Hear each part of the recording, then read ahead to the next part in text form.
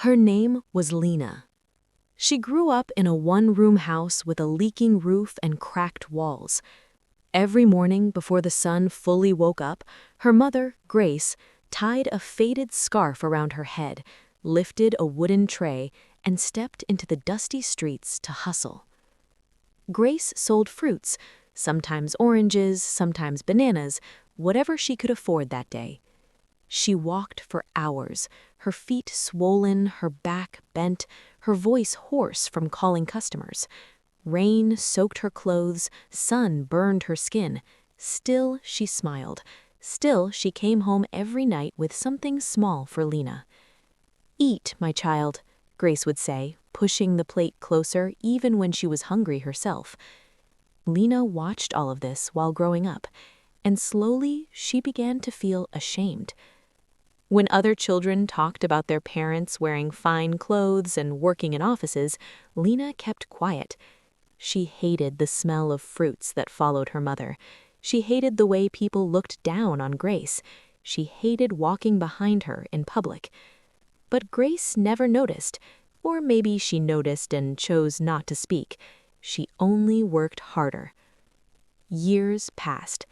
Grace sold more. She borrowed money, she skipped meals, she endured insults, all so Lina could stay in school, all so Lina could dream bigger than the streets she herself was trapped in. And Lina did dream. She studied hard, she stayed up late with candles when there was no light. She promised herself she would never live like her mother. Eventually, her dreams came true. Lina became successful. She got a good job, she moved into a fine apartment, she wore clean clothes and sweet perfume. Her phone rang with important calls. People respected her, they admired her. And that was when she began to hide her mother. Grace still came to visit her sometimes, wearing her old clothes, carrying homemade food in plastic containers. But Lina would panic. She would lower her voice and whisper, "Mom, please don't come here again without calling." She stopped answering Grace's calls when friends were around. She saved her name as something else on her phone. She introduced Grace as a distant relative when she couldn't avoid her. At work, Lina laughed with colleagues who mocked street traders. She nodded when they spoke badly about poor people. She never told them her mother was one of them. Grace felt it. She noticed how Lina no longer held her hand in public, how she stood far away from her, how her eyes avoided meeting hers. Still, she smiled. She told herself, maybe this is how success looks. One day, Grace decided to surprise Lina at her office. She wanted to bring her favorite food, the one she used to beg for as a child. Grace waited outside the building, holding the food tightly. People stared at her. Some laughed, some whispered. Then Lina came out. The moment Lina saw her mother, her face changed. Her smile disappeared. "Why are you here?" Lina asked sharply. Grace's voice shook. "I just wanted to see you and give you food." Lina looked around. Her colleagues were nearby. "I told you not to come here. You are embarrassing me."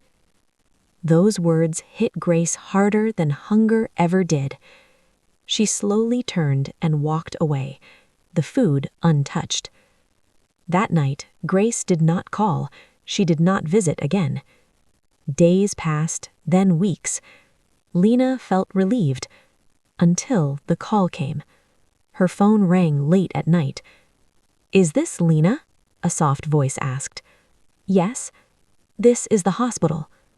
The world stopped. Grace had collapsed on the street while selling fruits. Her body was tired, her heart was weak. Years of stress had finally spoken. Lina rushed to the hospital. She found her mother lying quietly on the bed, smaller, weaker, different. Grace opened her eyes and smiled faintly when she saw Lina. "My child," she whispered, "you came." Lina held her hand for the first time in years. "I'm sorry," Lina cried. "I'm so sorry." Grace tried to speak, but her breath was shallow. "I was never ashamed of you," she said slowly. "I was proud, even when you hid me." Tears streamed down Lina's face. Grace passed away that night. At the funeral, Lina stood alone. No colleagues, no friends, just her and the truth. But word had spread.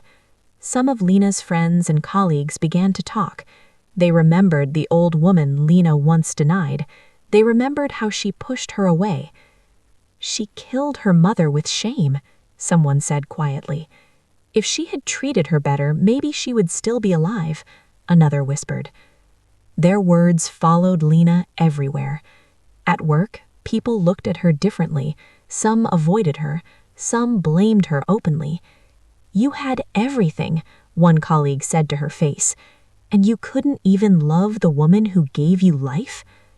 Those words hurt more than any insult Lina had ever heard. She returned to her big apartment, surrounded by comfort that now felt empty. Every success tasted bitter, because the woman who paid the price was gone. And Lina learned a lesson life teaches too harshly sometimes.